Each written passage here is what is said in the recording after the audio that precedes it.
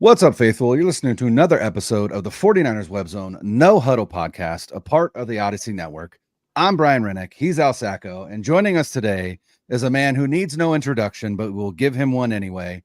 You know him from the NFL Network. You know him from his Odyssey original podcast, The Best Football Show.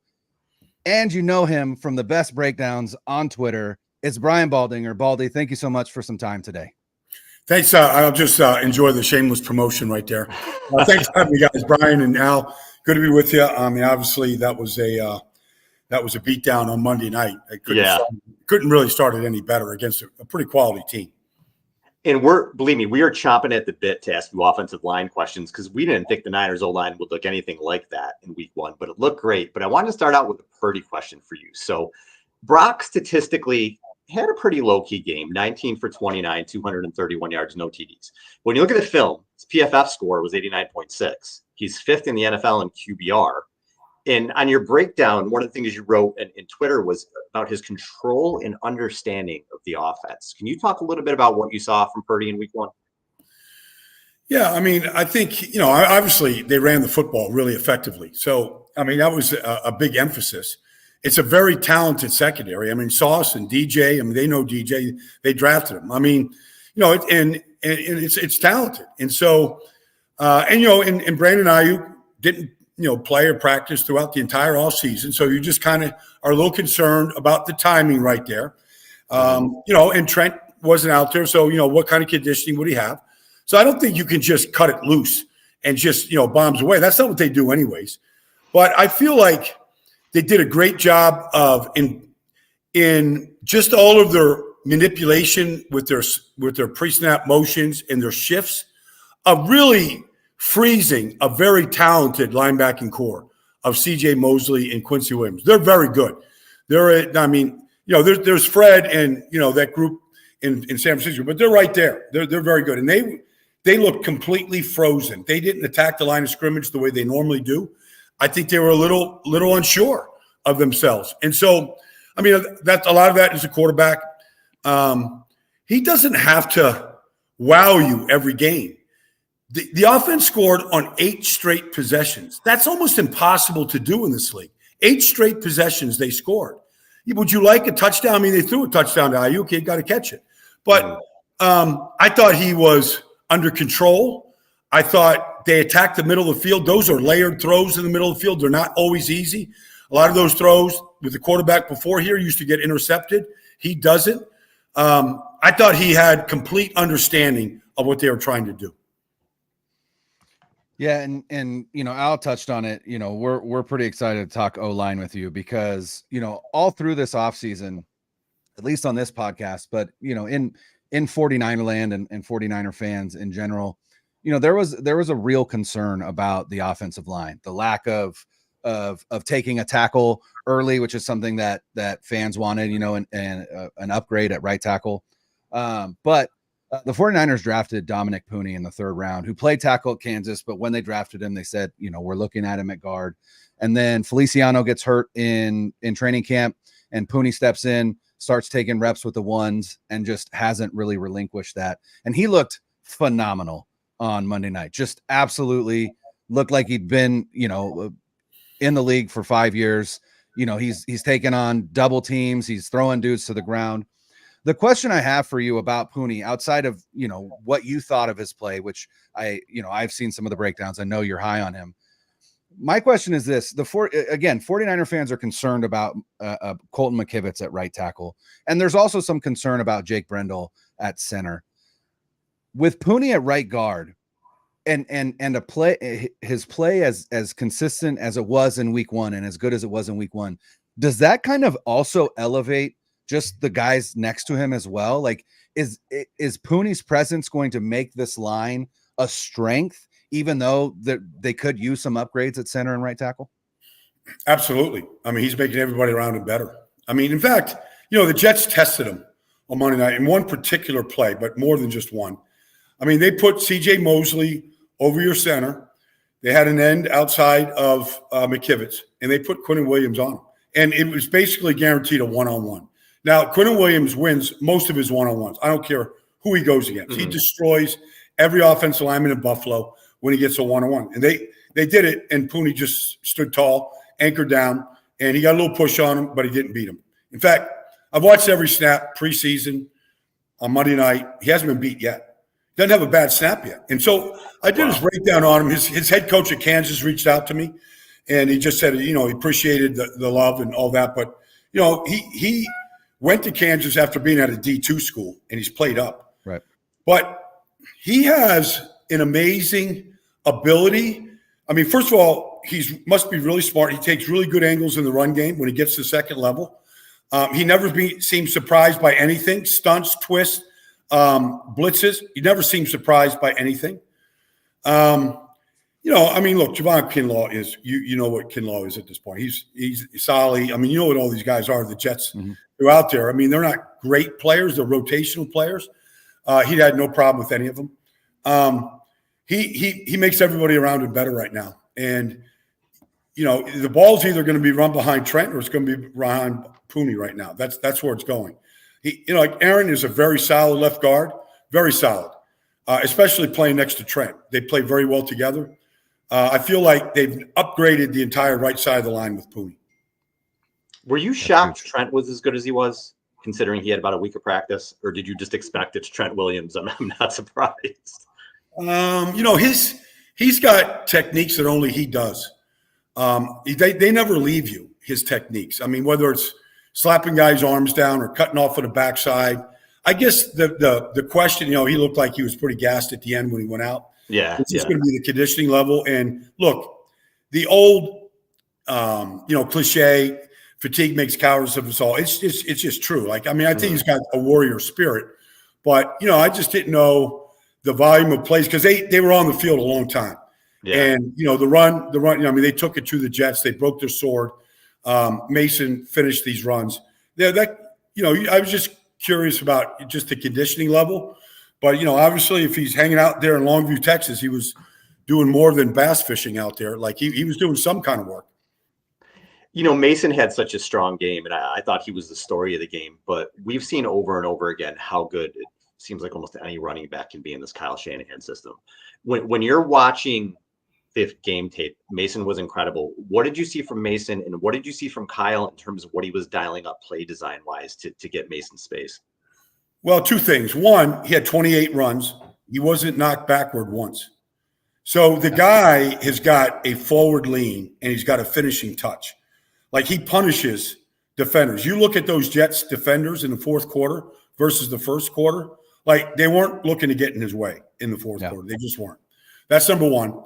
Number two, honestly, I've stripped this thing down so many different ways, but Kyle runs 5 plays in the run game. Now, it looks different with a lot of motions and shifts and formations and all the stuff that they can do. They basically run 5 plays. They run an outside zone, an inside zone. They run a power. They run a wind back. They run a toss. It's basically 5 plays. And when you strip it all down, that's kind of what you're focusing on. But those linebackers are frozen. Guys were getting out of their gaps. If you don't have perfect run fits, then they're going to make you pay. I just remember one game years ago, not that long ago, Ron Rivera was a head coach in Carolina. Luke Kuechly came to town, and they ran for about 230 against the Carolina Panthers. And I broke it down. Mm-hmm. There were 5 plays where Luke Kuechly was not blocked, and he wasn't anywhere near the play. That's Kyle. That's Kyle at his best. And I don't know if you guys get a chance to go out there to practice with Kyle, but it's not nice. It's not friendly. It's hard. He learned it from Alex. His dad learned it from Alex Gibbs. I know Alex Gibbs. It all comes from Alex.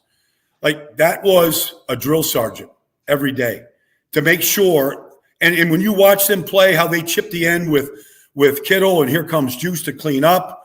You just freeze some of these runs halfway through it, and you realize they've got the perfect angle, the position. They're beating the defense at every single position, including the receivers, and if the fullback or tight ends are in. Yeah, you look at this blocking scheme, and again, if we go back to the O-line, they're executing blocks that tend to be pretty difficult for a lot of offensive linemen, reach blocks, things of that nature. And when they drafted Puni, one of the things they talked about was, he didn't allow a pressure in his entire career. in the NCAA, whether that be at Kansas or like you said, he started at D2. But the question was going to be, where is he in the run game? And that was some of the struggles that other rookies have had coming in. I saw him execute at least 3 reach blocks where it's like teach tape. And I guess the question is, Chris Furster is the offensive line coach there. How difficult is it to teach that to players like Puni, rookies, or do you feel like it's just, if you've got the athletic ability, and again, Puni had superior short area quickness drills at the combine. Him and Jarrett Kingston, I think, had 2 of the quickest 3 cones among offensive linemen. Is it more about athletic ability, or is there a lot of technique that he has just picked up quickly? Now, he's a wide body. He takes up a lot of space. One thing I think they're going to do, I'm going to answer your question here, Brian, but the one thing I think you're going to see is, like, they've always been able to scheme runs. That's good. But now I think with Puni, they're actually able to displace the line of scrimmage, move guys off the ball. Like, you're going to see the way Trent can and Banks can on that side. That's why they're a very left-handed team. They move bodies. Kittle is obviously a great blocker. But I think with Puni at the point, against 3 techniques and maybe 1 techniques, and you talk about reach blocking and cutoff and all that stuff, cutoff blocks are as important as front side blocks. I think you're going to see maybe even a more power style of runs with him in there right now. He's better than Burford. He's better than Feliciano. Yeah. It's not even close. And I'm not to disparage those guys. It's a huge upgrade. If you're a 3 technique defensive tackle, you're in the 3 technique because you're not allowed to get hooked. That's right. It. Like, the play's got to come inside. Just by your initial stance, you can't get hooked. Like, I show a play like that to Warren Sapp and he pukes. He can't be normal in a conversation when he sees that. But that's maybe those drills at the combine transfer, but his first step quickness and the angles that he takes, he's not stepping in a bucket. He gets within a step. He's a very good athlete. He's never on the ground. It's impressive. It's impressive how he gets to those angles like that. Baldy, with the Niners, we're obviously thinking about getting back to the Super Bowl here and finishing the job. But I think the NFC is going to be tough this season.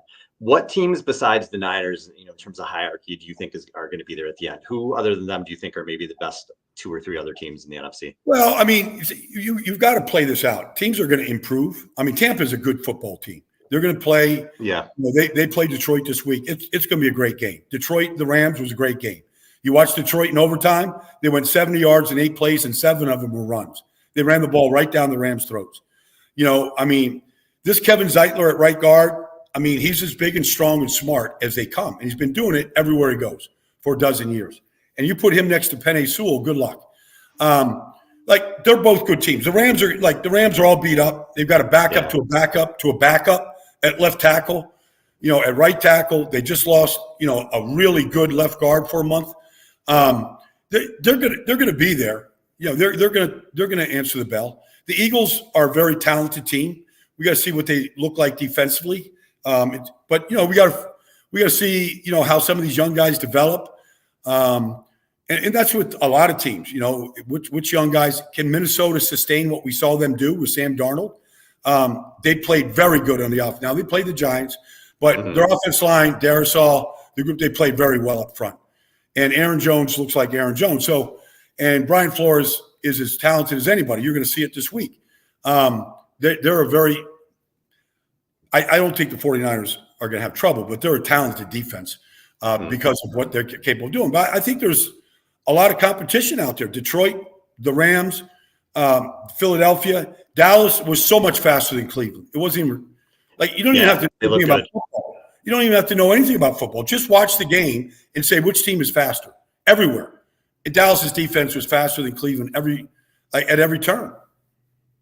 Do you feel like Mike Zimmer is an upgrade as the defensive coordinator in Dallas over Dan Quinn, or at least what Dan Quinn was running over the last couple of years there? Well, under Dan Quinn, they led the entire National Football League in takeaways over 3 years. You give Kyle Shanahan the leader in takeaways, they're going to break records in scoring points. So, I mean, that stat is better than any other stat, leading the league in takeaways. I mean, that's a credit to Dan. Now, Mike coaches totally different than Dan. Like he coaches hard. He comes from the Bill Parcells school of coaching. Right. I don't believe he softened it all, but they played a rookie corner out there in Kalen Carson. He did a pretty good imitation of Deion Sanders out there last Sunday. I mean, he's a 5th-round pick out of Wake Forest, but man, did he play well against Cleveland. Baldy, thanks so much for the time. We really appreciate it. Yeah, my pleasure, guys. Enjoy the game tonight. Enjoy the game this weekend. You owe those Vikings one now. After what they did. It's been a while. Yeah. It's been a while in Minnesota. All right, Baldy, appreciate you. Thank you. Yeah, my pleasure, guys. Anytime. Bye-bye.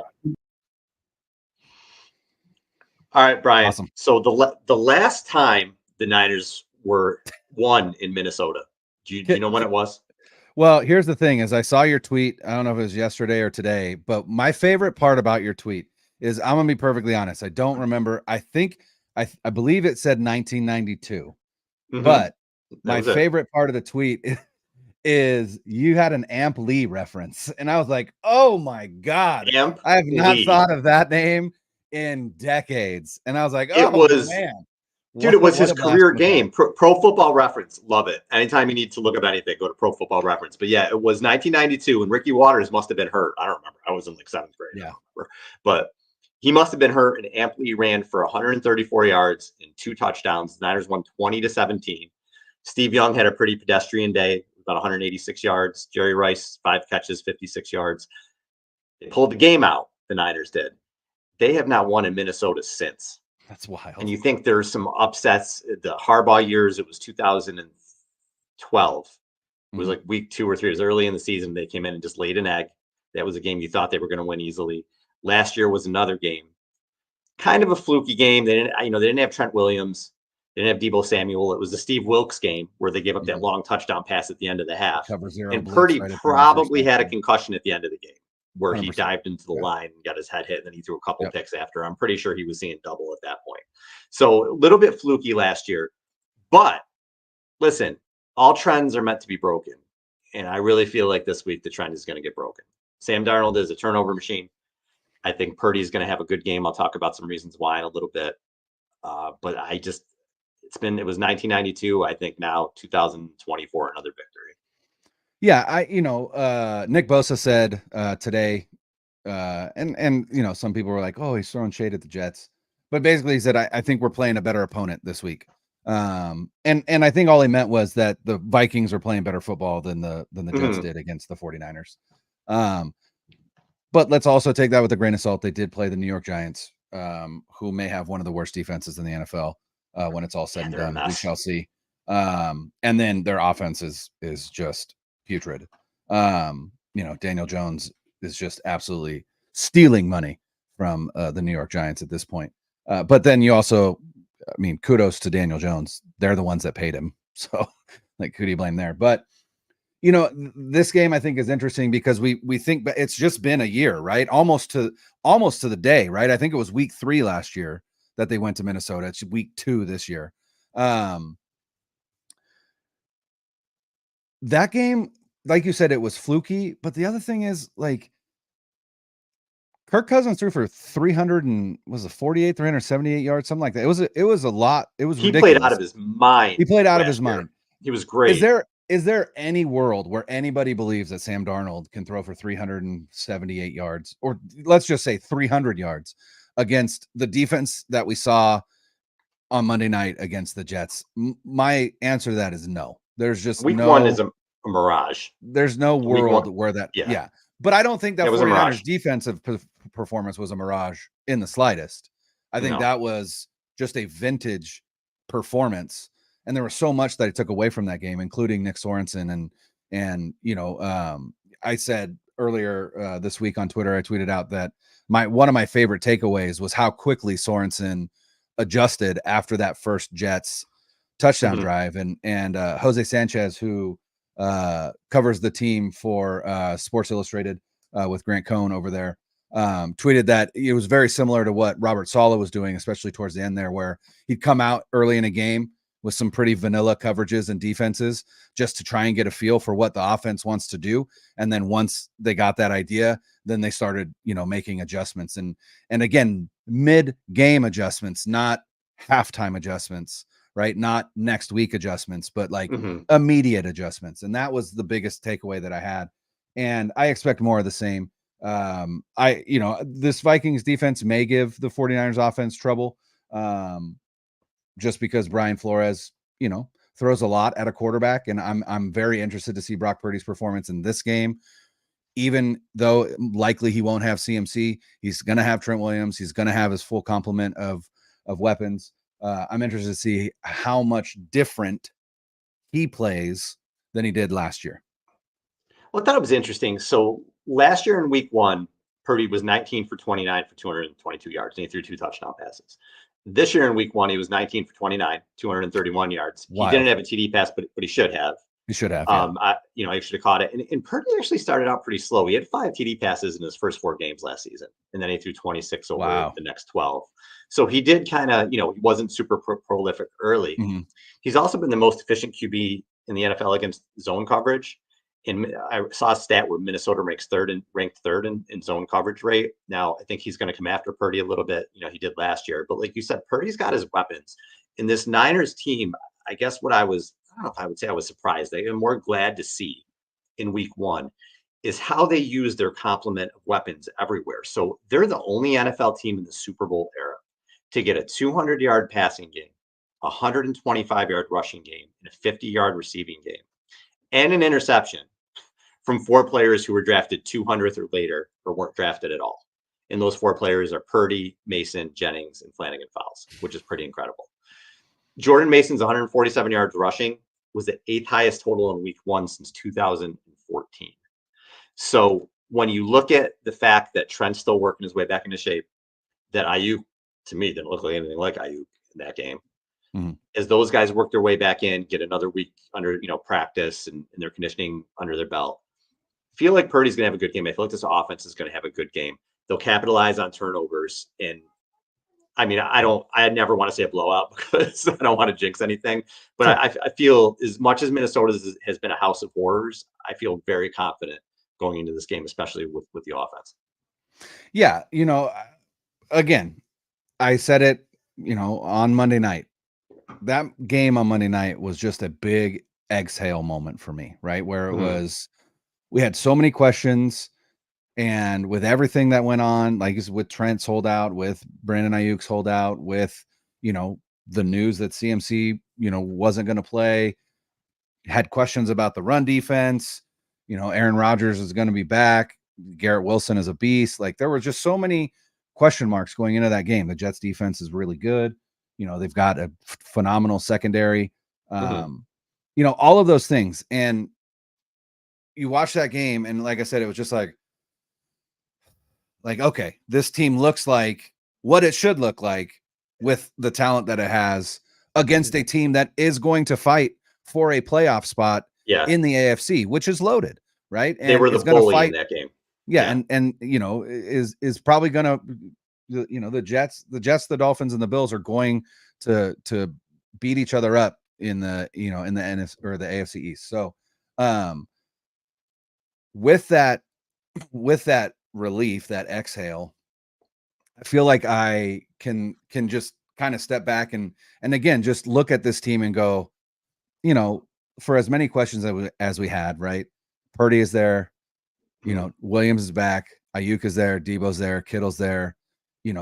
Dominick Puni looked incredible. It seems like that's a massive upgrade at right guard.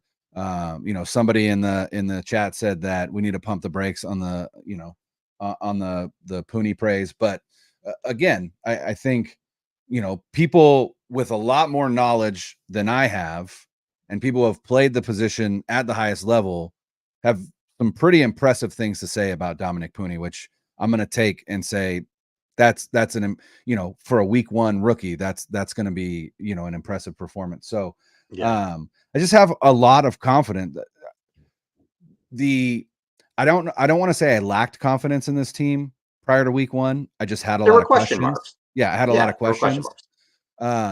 but I feel like a lot of those questions were answered. And again, it is week one. We can't be too, we can't be too effusive in saying like, well, week one shows that, they're going to steamroll the league. But I do think it showed that they are still a dominant force to be reckoned with. And I feel like there are few teams that really stack up with the 49ers, and the Minnesota Vikings are not one of them. Before we go to the other side of the ball, McCaffrey was on the practice field today. I believe they were non-padded practice today. Non-padded, he was doing drills or whatever. I am going to be shocked if they play him on the turf. If he's got the Achilles stuff going on, I'll be shocked if he plays in the next 2 weeks because they're on turf the next 2 weeks. I think it's going to be a little bit. It's still a scary situation. I'm sure they do not want him out there. He steps the wrong way, and then I didn't want to say it. Right. So I think you're going to see a lot of Jordan Mason again, not only this week but for the next week, and then we'll see where we are in week 4-ish. Now, 2 matchups I want to look at on the 49ers defense. I saw a stat today last year when the Vikings and the Niners played. This is according to Vikings fan page on Twitter, but let's assume this information is accurate. Sure.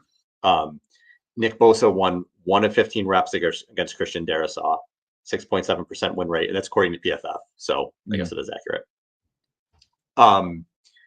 Bosa, I don't think was Bosa last year at that point. He even said he was working his way back. So where did they play? It was week 7, maybe week 6, week 7. It was before the bye. I don't think Bosa was himself until after the bye in the Jacksonville game. So that's that right. first half of the Cleveland season game. It wasn't early in the season. It was sandwiched in between the Cleveland game and the Cincy game. So they were 5-0 and they had that 3-game losing streak. It was sandwiched in those 3 games. Bosa was not himself, I don't think, until after the bye. So I'm really interested to see that matchup because I didn't realize that. I want to see how Bosa responds. The other matchup I'm very interested to see, I assume Charvarius Ward may see some snaps on Justin Jefferson. The Jets wanted no part of Charvarius Ward last week. He had 5 targets at him. He allowed 14 yards. He had a pass breakup, 47.9 passer rating when targeted.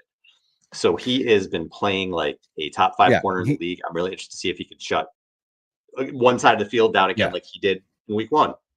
Yeah, he played 51 of his 56, I believe, 51 of his 56 snaps at left cornerback. And when Rodgers was in the game, he targeted that side of the field 3 times. Wow. That was it. That's crazy. To the point where, people made it a meme. Somebody from I saw with the eye patch, like he couldn't see that side of the field.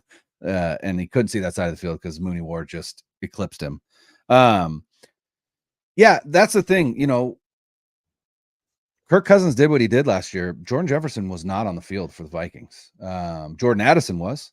And Jordan Addison had a huge game. Now, Jordan Addison won't be on the field for the Vikings, but Jefferson will. And I just feel like the 49ers are set up in a way where just very similar to Garrett Wilson, right? Where Garrett Wilson had a massive game in one drive, right? The touchdown, their first touchdown drive that the Jets had, Garrett Wilson was a big part of that, with some, a couple long completions and then a couple big 3rd down conversions. And then after that, we didn't really hear from Garrett Wilson again. And again, we're talking about adjustments that Sorensen and Staley made, and they were, lights out. I have a feeling that we're going to see something similar where the 49ers are just going to say, look, we're not going to let Jefferson beat us. If you're going to beat us, you're going to beat us with the other guys that you have. And, with a guy like Sam Darnold, I don't know that he can beat, a team as talented as the 49ers if he's targeting guys that, aren't Jefferson and Addison and they still don't have their is the tight end back? Hockenson? No. Hockenson? No. Yeah. So yeah. No, So I just don't think they have the weapons. Aaron Jones is good. I'm a big Aaron Jones guy, but yeah, no, I hear you. And I really like Aaron Jones. I thought it was surprising to me that the Packers, let him go in favor of Josh Jacobs. I feel like Jones offers more in the passing game than Jacobs does, but Jacobs is younger. So I think that's just, part of the calculus there. But yeah, I just don't. I think this defense is too talented to, like I said, to lose to a Sam Darnold. Regardless of what Darnold looked like last week. Well, the funny thing is when you look at last year's game, Kirk Cousins played amazing, I thought. He was 35 of 45. He threw for 378 yards. Obviously, the one play at the end of the half that was a disaster that should have never happened. But he played out of his mind. Mm-hmm. You know what the final score was? 22-17. Right. Barely won the game with Kirk Cousins playing out of his mind. And I understand Jefferson wasn't there, but they got a lucky touchdown. The quarterback played, and Kirk Cousins is a established quarterback, Pro Bowl type quarterback. That was one of the better games I'd seen him play. I thought he was like phenomenal in that game. Yeah, he was. And amazing. They still needed a fluky touchdown and barely won. That's kind of the way. Now you insert Sam Darnold into there. Who, listen, anything can happen any given Sunday, but I highly doubt he's going to play that level of a game on Sunday. And you get a Niners defense that looked good, up a lot better than we thought it would, that played the run a lot better than we thought it would, in an offense that's going to be more whole. Even if McCaffrey isn't there, this is still an offense that the Jets are expected to be one of the better defenses in the league. It's still an offense that scored on 8 freaking possessions last week, in week 1.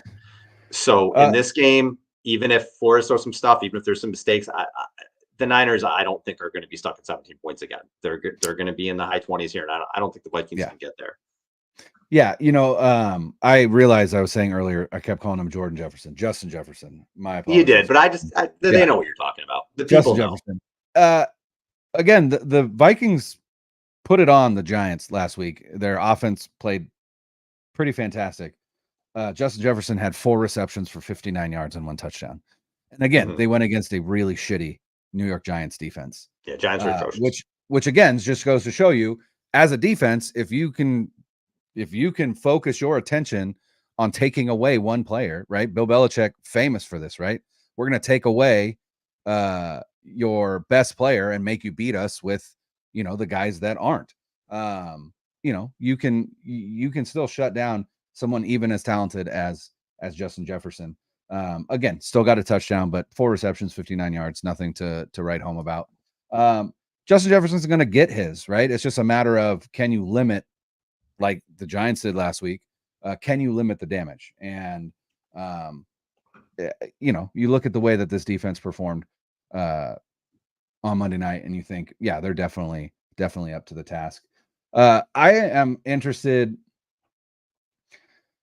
Christian Darrisaw is probably one of the better left tackles in the NFL, like you said. And so I am very interested in that Bosa-Darrisaw matchup. And I'm also interested to see if, because of what happened last year, if we don't see some flip-flopping from Bosa and Floyd, where, they're switching sides and trying to take advantage of, the Vikings right side of the line. Did you see Floyd's PFF grade? Did you catch that? So I don't put a ton of stock in PFF grades, but I do look at them. I thought Floyd played great Monday night. I thought he really flashed, and I thought he made a big difference. His grade was like a 47 or some shit. It was terrible. That's when I look at those things and I'm like, I don't know that I can take. We watched a different game. Seriously. Yeah. Right. What? I don't get it. Yeah. Sorry. Continue. And I'll be interested to see if Yetur Gross-Matos is back. He was back at practice. That's another guy that they're going to count on, especially when defending the run. And against Kevin O'Connell, who is, a disciple of essentially the Kyle Shanahan system, right? It comes from LA under Sean McVay. He looks to run the ball. And so they're going to have to, the Jets wanted to run the ball as well, but Nathaniel Hackett is their play caller and play designer. And I just don't think that there's a lot there. Kevin O'Connell is definitely a step above Nathaniel Hackett when it comes to things like that. So again, still concerned about the run defense. It looked great on Monday night. I will be interested to see how it looks again against a team with another really good running back. All right, Brian, predictions. I think the Niners are going to win this game pretty easily. I'm going to say, I said high 20s, but I'm going to go 31-17-ish. This is unbelievable, Al. This is 2 weeks in a row. I was literally in my head. I was like 31-17. I'm just waiting for Al to give his 31-17 was gonna be mine. All right, you get to give the score first next week. Okay. Perfect. 'Cause Perfect. I keep And it'll saying the same thing you're it'll going to. probably do the same thing. I'll say it and you'll be like, damn, that was mine. Listen, we're on the same wavelength, man. We understand this team. Listen, Jake Moody coming back near Michigan, right? Coming off NFC Special Teams Player of the Week. Six Let's give him field goals. three more. Let's give him three more field goals, and I'll give him 3 touchdowns. So I'll say 30, and then I'm hard pressed to think that Sam Darnold is going to put up. Yeah, I mean, the same. I will give them. I'll say 30-16 is my final score. 30-16. Yeah, I think it's going to be around there. If you're going to draft a kicker in the 3rd round, at least he has 6 field goals in week 1. So that works. All right, before we get out of here, I want to say Brock Purdy is the brand ambassador of Ariat. I'm holding up get it better here on YouTube, the hat. Ariat. Check out Ariat.